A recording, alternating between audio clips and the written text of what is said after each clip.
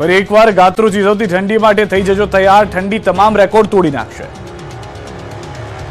राज्यમાં ભલે હાલ ઠંડીથી થોડી રાહત મળી હોય, પરંતુ માસ બદલાવાની સાથે સાથે ઠંડીનું જોર પણ વધવાનું છે। ફેબ્રુઆરી માસમાં ગાત્રો થીજવતી ઠંડી પડશે। ફેબ્રુઆરી માસમાં રેકોર્ડ બ્રેક ઠંડી પડશે। ડિસેમ્બર જાન્યુઆરીમાં નથી પડી એવી ઠંડી ફેબ્રુઆરીમાં જોવા મળશે।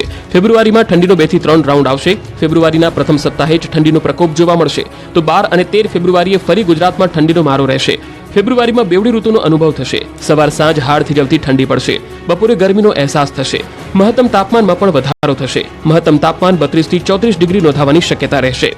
આ ફેબ્રુઆરીનો રાઉન્ડ જે છે એ લગભગ ડિસેમ્બર જાન્યુઆરી માસમાં ઠંડી નથી આવી તેવી ઠંડી હવે જાન્યુઆરીના અંતમાં, ફેબ્રુઆરીની શરૂઆતમાં અને ફેબ્રુઆરી માસમાં આવશે।